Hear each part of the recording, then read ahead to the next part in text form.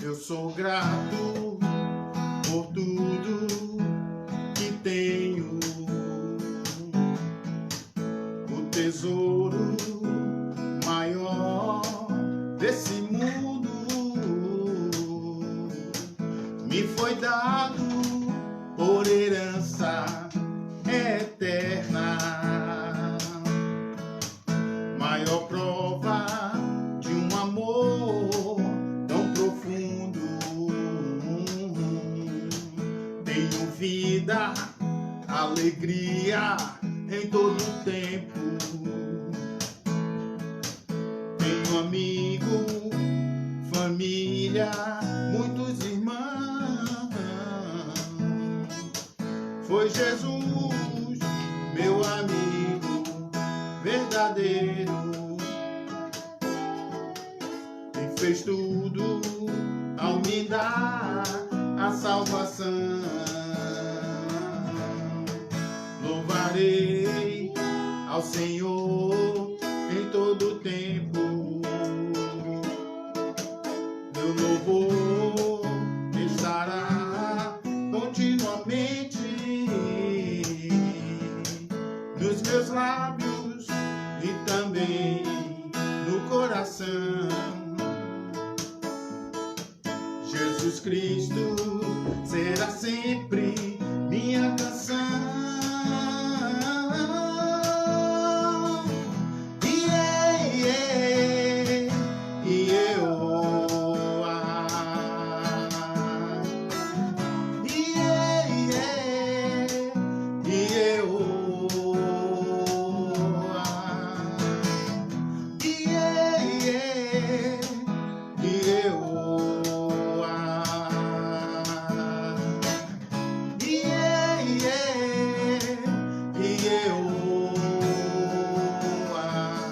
Eu sou grato por tudo que tenho. O tesouro maior desse mundo me foi dado por herança eterna. Maior prova de um amor tão profundo. Tenho vida, alegria em todo o tempo. Tenho amigos, famílias, muitos irmãos. Foi Jesus, meu amigo verdadeiro, que fez tudo ao me dar a salvação. Louvarei em todo o tempo. Seu louvor estará continuamente em meus lábios e também no coração. Jesus Cristo será sempre minha canção.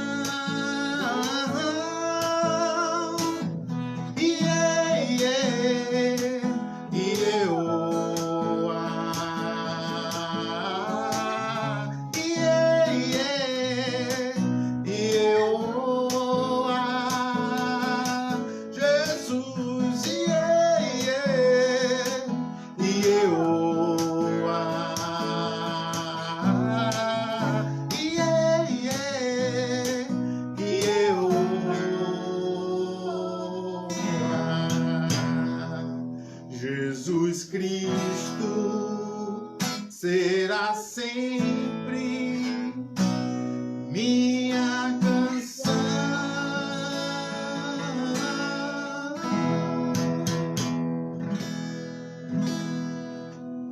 Jesus Cristo será sempre minha canção. Espero que Jesus Cristo seja sempre a sua canção.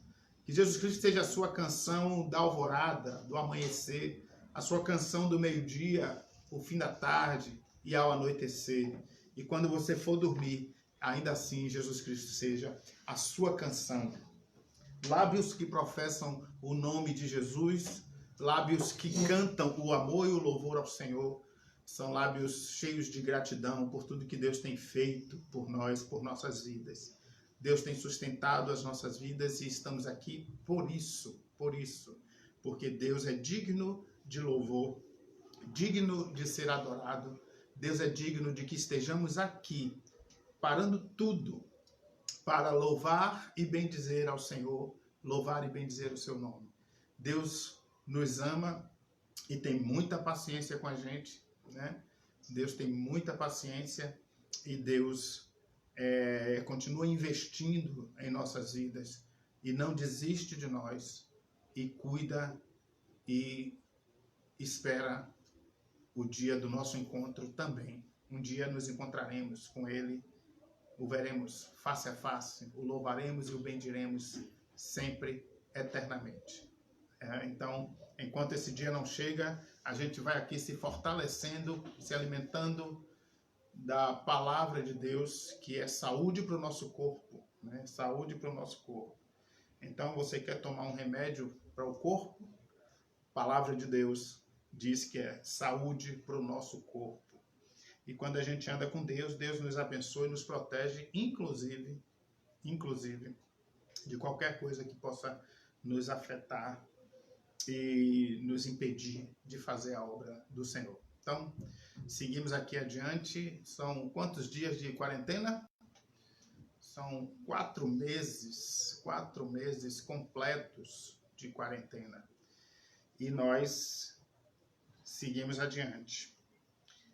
Em breve, nós estaremos reunidos na igreja, porque já estamos na primeira fase da flexibilização, então significa que as igrejas podem se reunir e, portanto, nós vamos analisar direitinho o que podemos fazer e como vamos nos encontrar. Mas se prepare desde já que amanhã, depois de amanhã já é agosto, né? Depois de amanhã já é agosto. Aliás, sexta-feira é agosto, ou sábado.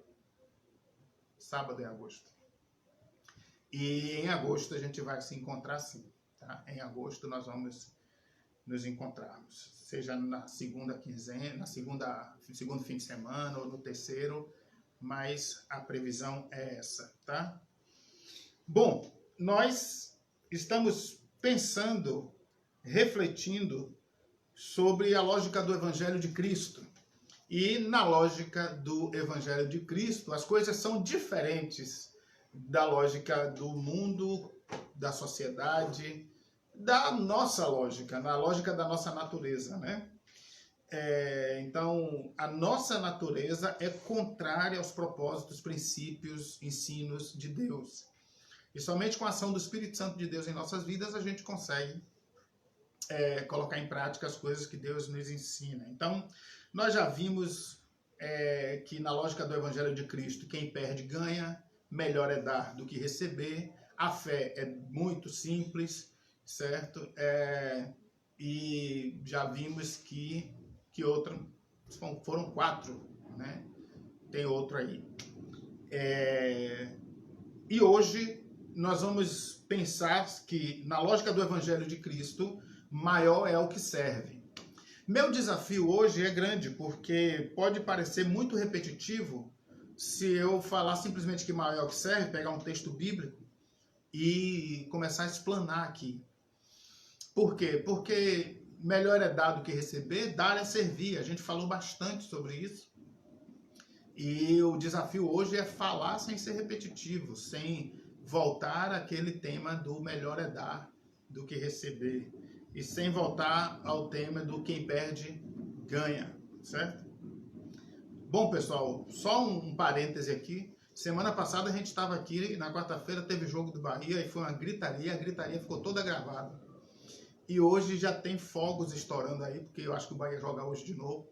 Então, vá segurando os ouvidos aí, já que daqui a pouco o pessoal começa a gritar. Mas, vamos lá. Vamos abrir a Bíblia no Evangelho de João, no capítulo 1. A nossa tese hoje é sim a tese de que maior é o que serve. Porque Jesus disse que maior é o que serve. Porque Jesus disse que é assim que ele veio para servir. E nós precisamos aprender isso, porque contrária à nossa natureza e contrária à lógica da sociedade, do mundo, que preconiza que maior é o servido, né? O mais importante é aquela pessoa que é servida, que tem muitos funcionários à sua disposição. Na lógica de Cristo, o mais importante é o que serve. Aquele que serve é o mais importante. E a gente crê nisso, acredita nisso, só que a gente precisa fazer uma pergunta para a gente. Sim, essas coisas são importantes, são interessantes, mas como é que eu vou colocar em prática isso? Como no domingo, né? Como no domingo, que a gente falou várias coisas e chegamos à conclusão que somente pelo Espírito Santo de Deus nós iríamos conseguir viver daquela forma, certo? Então, Deus, ele nos coloca dentro de um propósito. Nós falamos aqui numa dessas 4 mensagens já apresentadas que nós fazemos parte do projeto de Deus. E fazer parte do projeto de Deus significa que Deus nos pega, vinde como estais, e nos prepara, certo, para participar do seu projeto supremo. Significa então que Deus faz uma obra na vida dos seus para que este fique preparado para servir. A obra que Deus fez na vida dos discípulos, que Jesus fez na vida dos discípulos, a obra que Jesus implementou na vida dos discípulos foi para que eles fossem transformados e, sendo transformados, transformados em pessoas que servem, que entendem que maior é o que serve, em pessoas que imitam a Cristo, e Cristo disse que ele veio para servir. Então, nós estamos dentro de um processo, de um projeto de Deus. E aí, eu disse, olha, para não ser repetitivo, certo? Para não ficar batendo na mesma tecla e parecer que é a mesma mensagem, eu vou seguir a linha de pegar uma pessoa da Bíblia e mostrar como era essa pessoa, como ela foi transformada e foi transformada para servir. E como essa pessoa da Bíblia era uma pessoa de um temperamento muito difícil, então a gente entende que a obra do Espírito Santo é com qualquer pessoa e completa, uma obra completa, certo? Bom, a vida da pessoa, a pessoa que a gente quer tratar hoje, que a gente quer ver, observar, fazer esse estudo de caso, é Pedro. Pedro, tá? Então vamos ler o Evangelho de João em 3 textos que se refere a Pedro.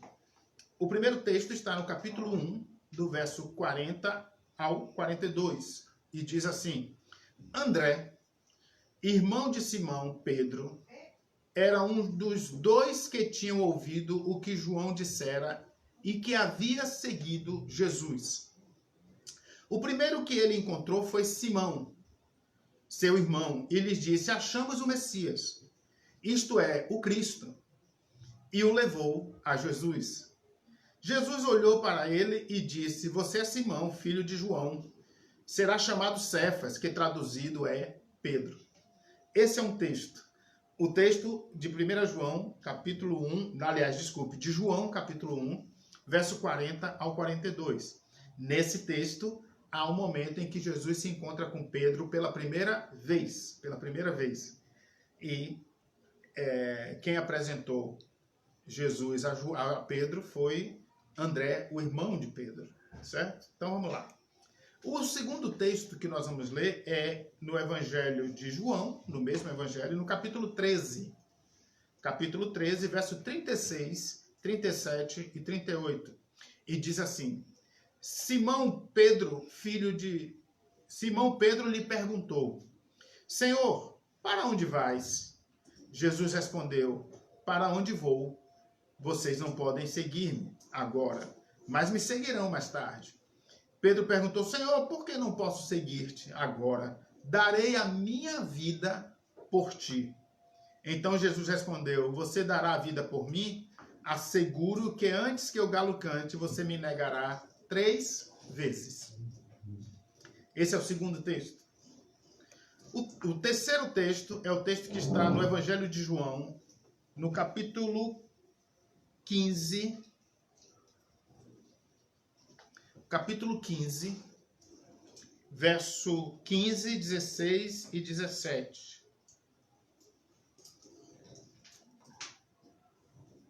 Aliás, desculpe, não é capítulo 15, é capítulo 21, viu? Capítulo 21, verso 16 e 17. 15, 16 e 17. João, capítulo 21, verso 15, 16 e 17. Diz assim: depois de comerem, Jesus perguntou a Simão Pedro: Simão, filho de João, você me ama mais do que estes? Disse ele: sim, Senhor, tu sabes que te amo. Disse-lhe Jesus: cuide dos meus cordeiros. Novamente Jesus disse: Simão, filho de João, você me ama? Ele respondeu: sim, Senhor, tu sabes que eu te amo. Disse-lhe Jesus: pastorei as minhas ovelhas.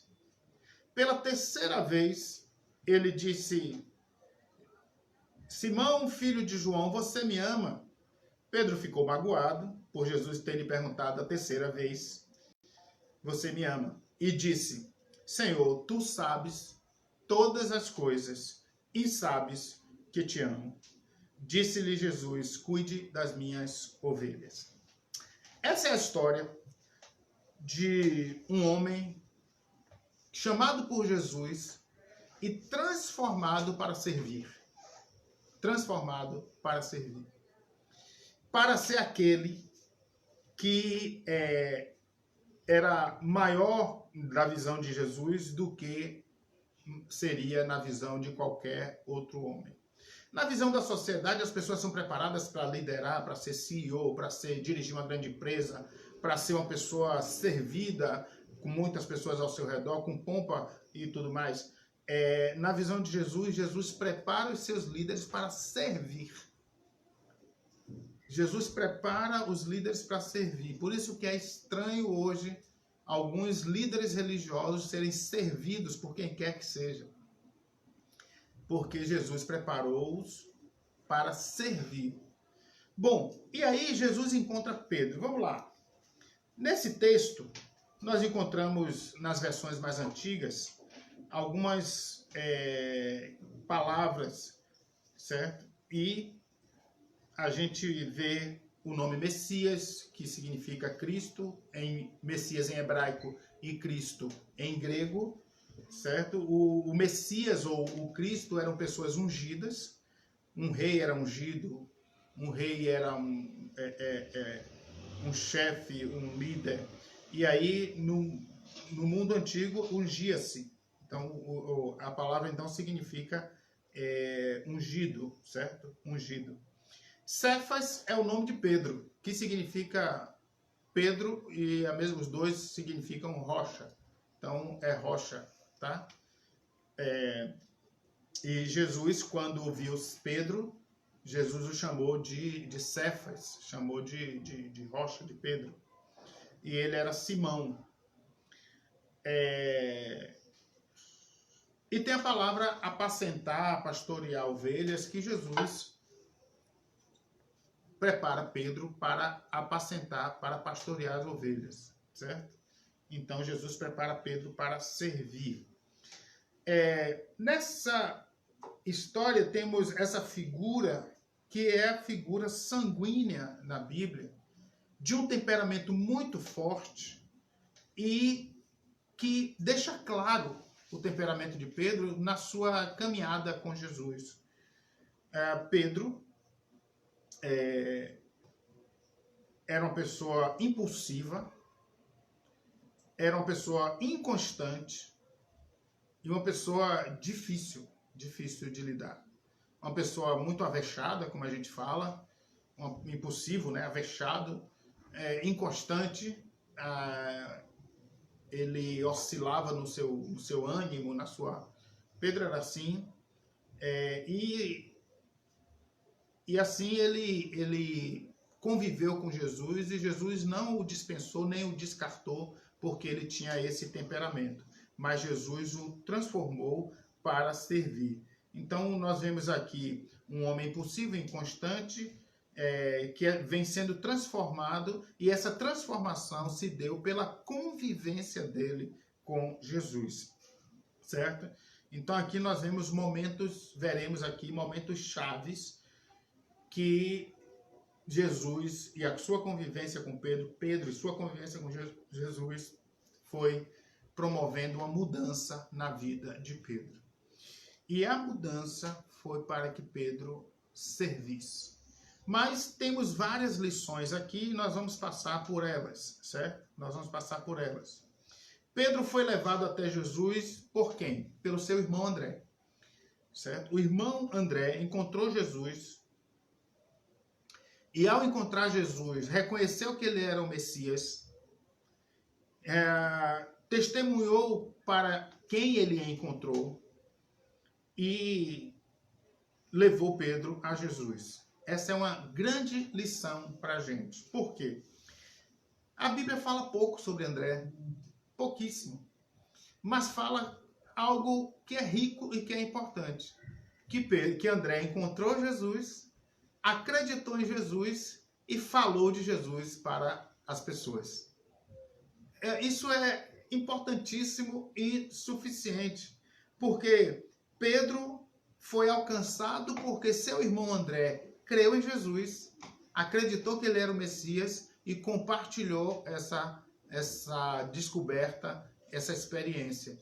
E aí Pedro se tornou também seguidor de Cristo, e daí Pedro se tornou um grande líder da igreja. Ou seja, André tem uma anotação sobre ele na Bíblia pequena, mas ele teve um papel muito importante, de muita fé, de acreditar em Deus e de levar Deus até Pedro. Isso é muito importante.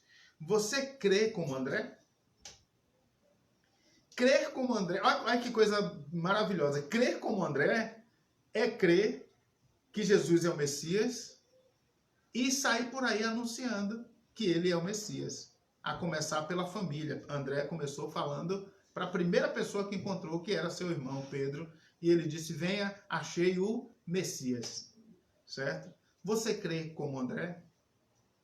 Você crê em Jesus como André creu? Você crê em Jesus como que ele é o Messias, o Salvador do mundo, o ungido de Deus, e que Jesus precisa ser conhecido e, portanto, crer como André seria levar Jesus às pessoas? Você crê como André?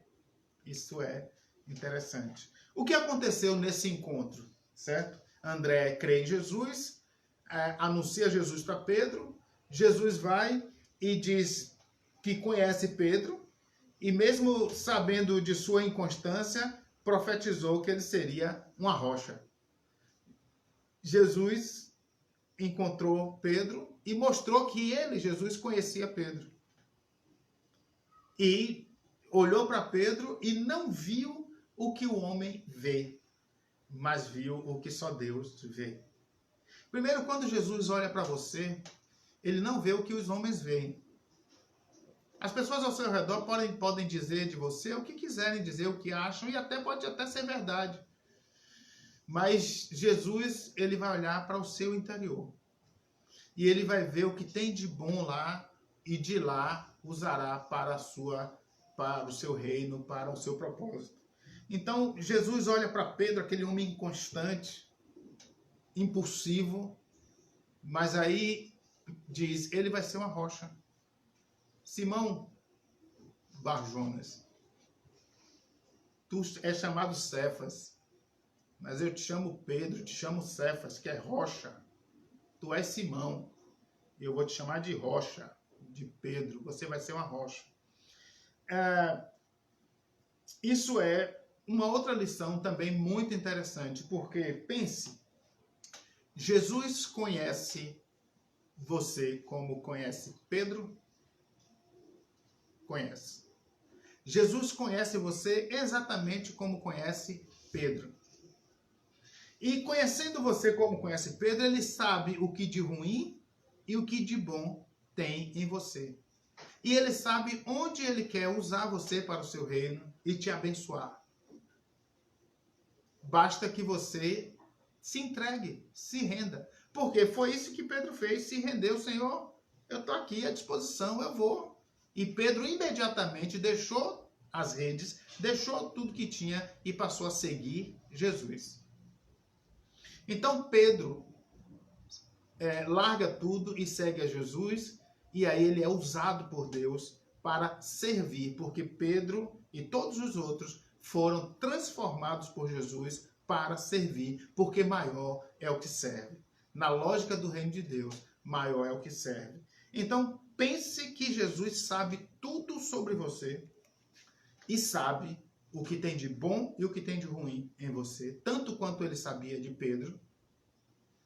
E ele sabe que pode usar você no reino dele, nos propósitos dele. Ele sabe que você pode ser muito abençoado. Mas tome uma atitude como Pedro tomou. Se renda completamente a Deus. Se entregue completamente a Jesus. Siga Jesus. Desapegue. Desapegue. E aí,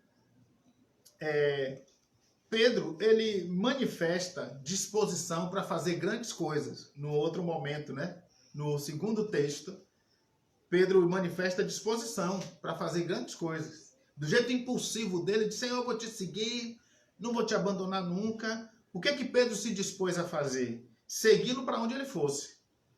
Mesmo que isso implicasse em dar a vida. Ele disse que daria a própria vida por Jesus. Pedro, impulsivo, sanguíneo, apaixonado, se entrega a Jesus, se rende, diz, eu vou te seguir, Senhor. Vou dar minha própria vida.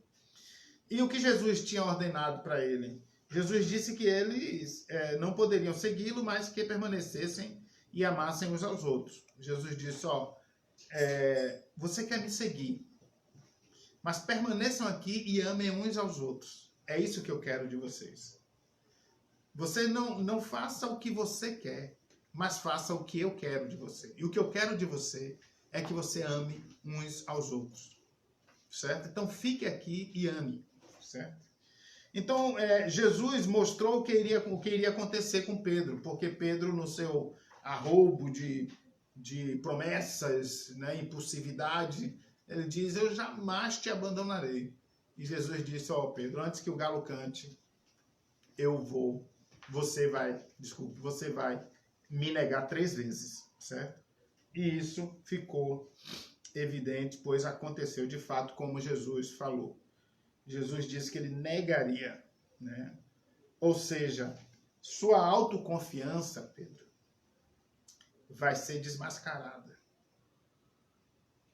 Sua autoconfiança, Pedro, não vai prevalecer. Pelo contrário, é a sua inconstância que vai ficar evidente. A sua inconstância de falar agora muito, de largar tudo e me seguir, e ir atrás e pá. É essa inconstância sua que depois você, né, desiste. É essa inconstância que vai prevalecer. Quer ver, Pedro? Isso é uma outra lição pra gente. Nós não amamos a Deus, nem servimos a Deus do nosso jeito. Mas do jeito que Deus ensina. Do jeito que Deus quer. Não amamos e nem servimos a Deus com as nossas estratégias, nem com as nossas habilidades, mas com nosso quebrantamento, com a nossa humildade. É assim que devemos, é assim que amamos a Deus de verdade.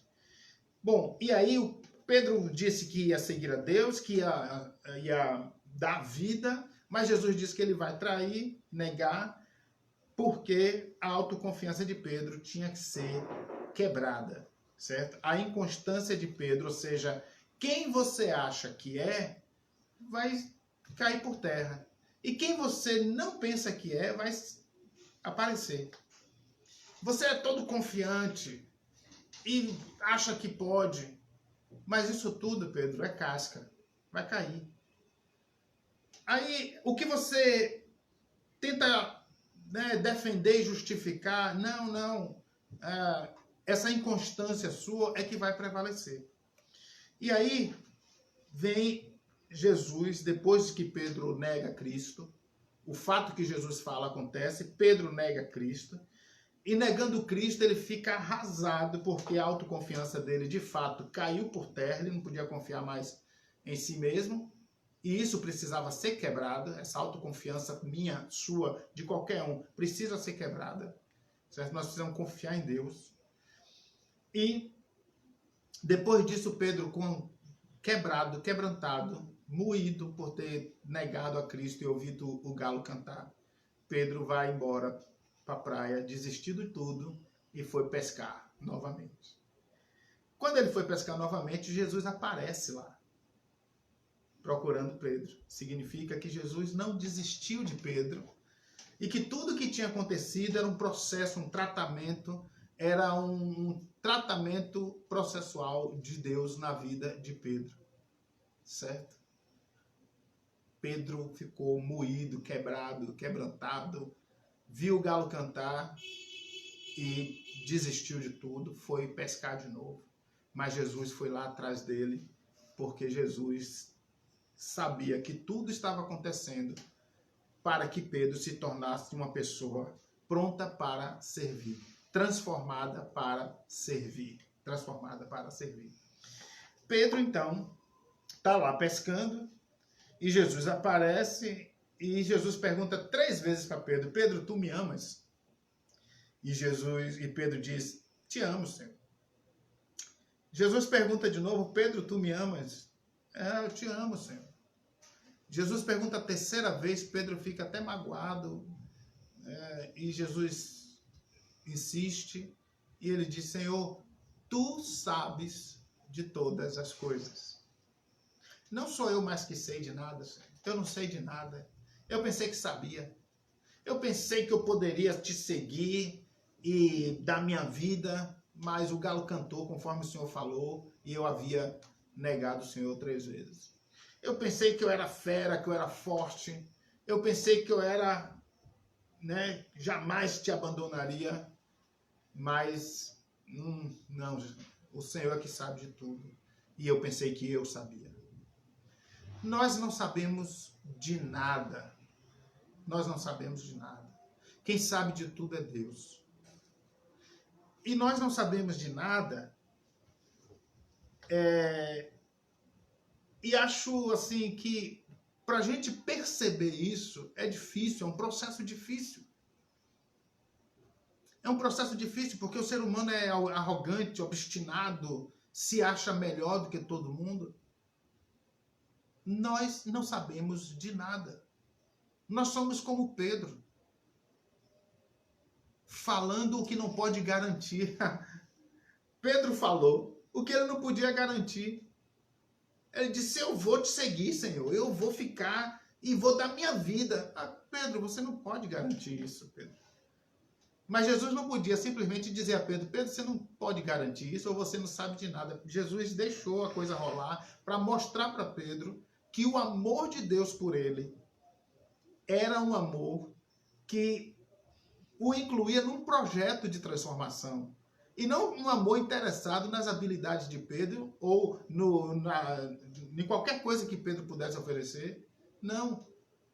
O amor de Deus por Pedro independia de quem Pedro era. O amor de Deus por mim e por você independe de quem nós somos. Porque Deus pode transformar as nossas vidas para sermos quem Ele nos criou para ser. Ele nos criou para sermos pessoas preparadas para servir, para amar, para se dedicar uns aos outros. Porque Ele ensinou que maior é o que serve. Maior é o que serve. E aí Pedro é confrontado por Jesus e nesse confronto fica explícito quem Pedro é e quanto Deus ama Pedro, independente de quem ele é. E aí, para fazer Pedro lembrar de sua inconstância, para fazer Pedro lembrar de sua autoconfiança exagerada, demonstrada naqueles eventos, e para dar oportunidade a Pedro de reafirmar seu amor a Deus. Porque Pedro de fato amava Jesus. Mas ele não podia garantir esse amor. Ele não podia garantir qualquer atitude, qualquer coisa. E amar a Jesus, Jesus está ensinando, amar a mim, Pedro, não é ficar prometendo coisas. Que vai fazer isso, aquilo outro. Coisas que você não pode garantir. Amar a mim, Pedro, é deixar eu agir na sua vida, é fazer o que eu tenho proposto para você, e é confiar de que o que eu proponho para você é o que é melhor, e é confiar, Pedro, confiar sempre. Então, Pedro tem uma oportunidade de amar a Deus da forma certa e não amar da forma como ele achava que deveria amar, prometendo coisas. Ninguém ama de promessa, gente. Ninguém ama prometendo. Amor de verdade, a gente aprende com Deus. É fazendo, é praticando. Amor de verdade, a gente aprende com Deus. Nós não sabemos amar. Nós não sabemos amar. Temos que aprender com Deus. E aí, como Jesus se dirige a Pedro? Claro, Jesus se dirige a Pedro, né? Conforme acabamos de falar, como um grandíssimo psicólogo, olhando no fundo do coração de Pedro e dizendo: Pedro, tu me amas? Jesus se dirige com tanto amor a Pedro, com tanto amor, e dá a ele essa oportunidade de analisar sua autoconfiança, sua inconstância, e de se render, dizendo: tu sabes de todas as coisas, Senhor. E aí, Pedro foi chamado por Jesus de rocha, mas ele ainda era Simão. Até que Jesus chega para ele e mostra para ele que para ele se transformar numa rocha, ele tem que ser quebrantado diante de Deus. Qual a diferença, né? É que quando a gente abre nosso coração e deixa Deus agir, reconhecendo que Deus sabe tudo sobre nossas vidas, como sabia quem era Pedro. E sabendo de tudo sobre nossas vidas, ainda assim nos ama e nos insere num projeto, transformando nossas vidas para servir, aí sim nós nos tornamos quem Pedro, nós nos tornamos quem Deus quer que sejamos.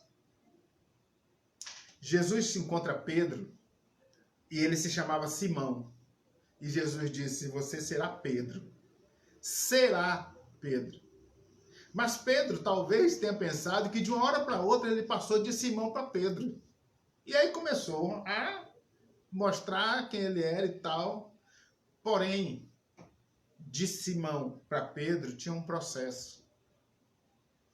De ser quem eu acho que eu sou para ser quem Deus quer que eu seja, tem um processo. E é nessa caminhada, nesse processo de Simão para Pedro, que nós temos que passar para sermos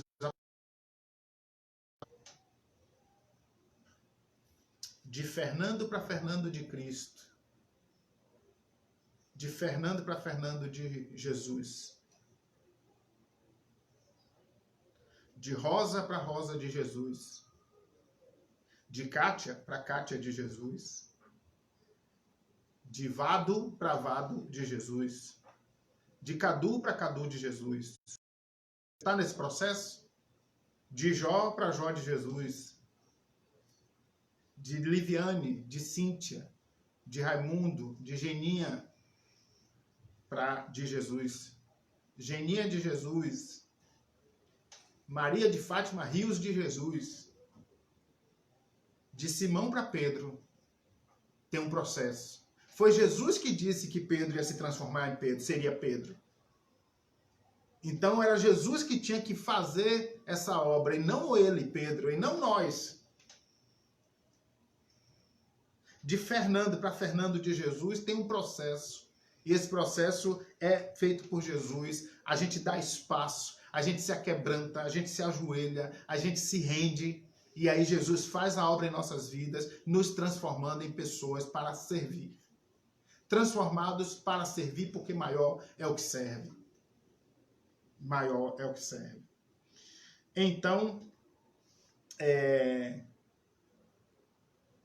Pedro disse a Jesus, ainda que todos te abandonem, eu nunca te abandonarei. Mas Pedro abandonou. Lá em Marcos 26, 33, aliás, Mateus 26, 33 e Marcos 14, 29, diz a mesma coisa. Ainda que todos te abandonem, eu nunca te abandonarei. Mas Pedro não podia garantir isso, né? Pedro se julga fiel a Jesus, mais do que os outros discípulos, porque ele diz, ainda que todos te abandonem, eu nunca te abandonei. Então ele está se achando melhor do que os outros. Ele está se achando mais fiel do que os outros. Por isso Jesus perguntou na primeira pergunta, tu me amas mais do que estes? E Pedro, né, começa a ficar desarmado. No que as respostas que Pedro dá de fé da forma habitual, Pedro não dá, né? A última resposta, Pedro dá como garantia o que Deus sabe. Tu sabes, Senhor, é tu que sabe, eu não sei de nada. Então isso é muito, muito interessante, bom de refletir, bom de esmiuçar aqui. De que maneira Jesus reabilita Pedro? Dando-lhe a oportunidade de reafirmar seu amor, dando-lhe uma missão, pastorear suas ovelhas e afirmando que Pedro realmente morreria por ele, certo? Pedro, de fato, ia morrer por Jesus. Você vai morrer por Jesus? Eu vou morrer por Jesus. Então, Jesus dá essas oportunidades para Pedro, chamando novamente para segui-lo. Venha, siga-me novamente, né? Então, isso é muito interessante. Com essa reflexão aqui, transformados para servir, eu preciso desafiar você a amar a Deus e até a fé de André.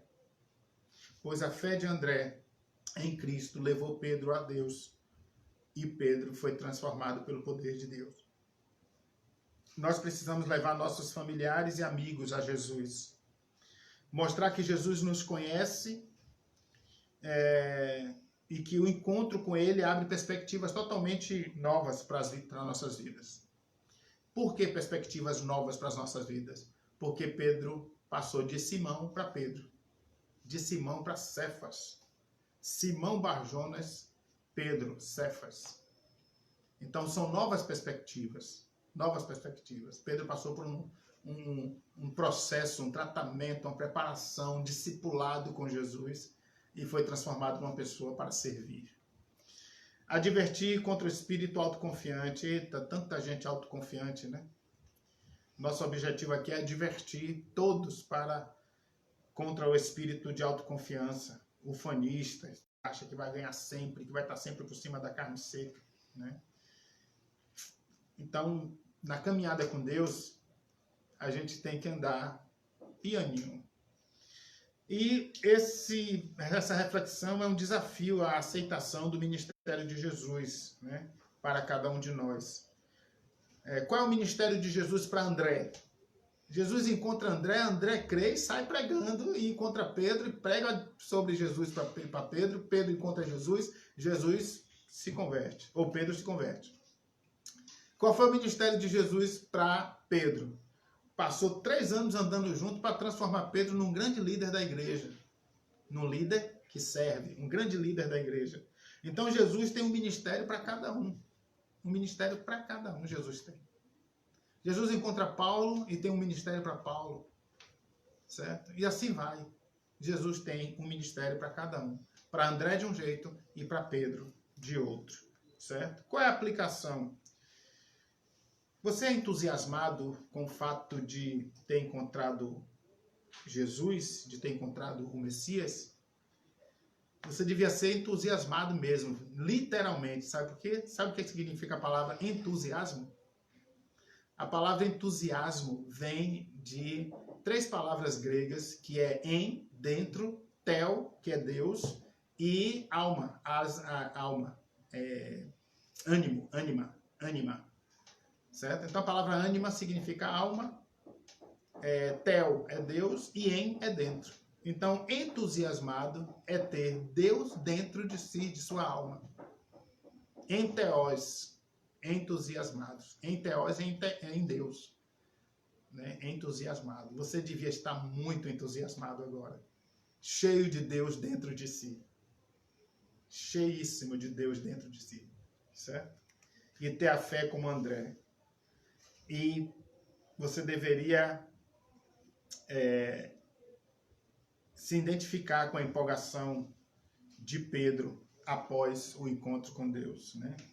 Está disposto a obedecer. Quando Pedro se encontra com Jesus pela primeira vez, ele já está empolgado e disposto a obedecer e seguir a Cristo, certo? E assim por diante. São muitas as coisas que a gente aprende com essa simples reflexão, mas o objetivo principal, absolutamente principal, é entender que no reino de Deus, na lógica do Evangelho de Cristo, maior é o que serve. E que Cristo quer transformar nossas vidas para servir.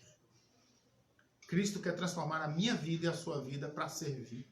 E tenha certeza que é melhor servir, é melhor dar do que receber. Tenha certeza disso. Maior é o que serve. Tá?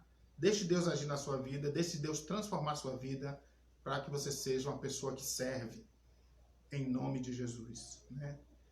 Passar de Lucas para Lucas de Jesus, viu, Lucas? De Edson. Sabe quem é Edson? Quem sabe quem é Edson na igreja? Então descubram quem é Edson na igreja e me digam. Na nossa igreja tem um membro da igreja que se chama Edson, certo? E você precisa descobrir quem é, certo? Edson para Edson de Jesus, tá? E assim por diante. Que Deus abençoe Estevão de Jesus, Lívia de Jesus, Arthur de Jesus, Laurinha de Jesus, Jorge de Jesus, Nirinha de Jesus, Adenires de Jesus, né? Miguel de Jesus, Sofia, Geisiel, Reinalice, Lorena de Jesus, né? Vinícius de Jesus, Guilherme de Jesus e Lorena de Jesus e Fernanda de Jesus. Eita! Deus abençoe esse povo. Transforma esse povo de Simão para Pedro. Em nome de Jesus. Amém. Vamos orar? Deus, nós louvamos o teu nome, te agradecemos, te rendemos toda a honra, toda a glória e todo o louvor. E pedimos ao Senhor que nos abençoe, Deus, em nome de Jesus. Nos abençoe e transforme nossas vidas de Simão para Pedro, Pai. De Simão para Pedro, hoje e sempre. Que a tua paz esteja em nossas casas, em nossos lares, e que o Senhor abençoe esse Brasil. Tenha misericórdia desse país, Pai. E fortalece o teu povo, para que ore por esse país, que precisa muito da verdade, que precisa muito, Deus, da tua ação, da tua intervenção. Em nome de Jesus, ó Deus, nós te agradecemos por tudo, hoje e sempre. Amém, Deus.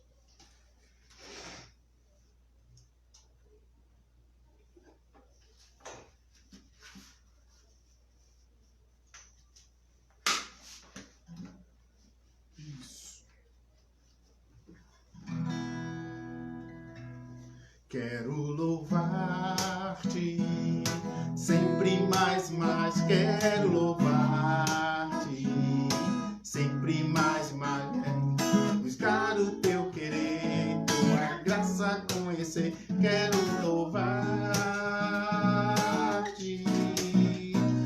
As aves do céu cantam para ti, as feras do campo refletem seu poder. Eu quero louvar, eu quero levantar as minhas mãos a ti.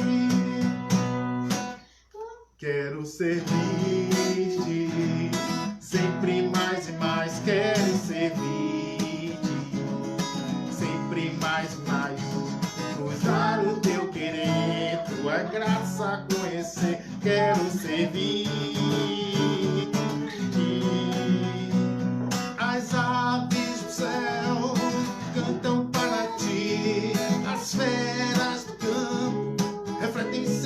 poder. Eu quero louvar, eu quero levantar as minhas mãos a ti. As aves do céu cantam para ti, as feras do campo refletem seu poder. Eu quero louvar, eu quero levantar as minhas mãos a ti. Louvarei ao Senhor,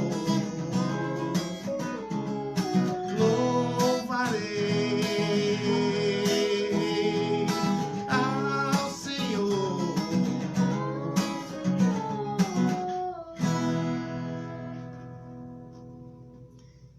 Amém. Deus abençoe a todos. Deus abençoe a todas.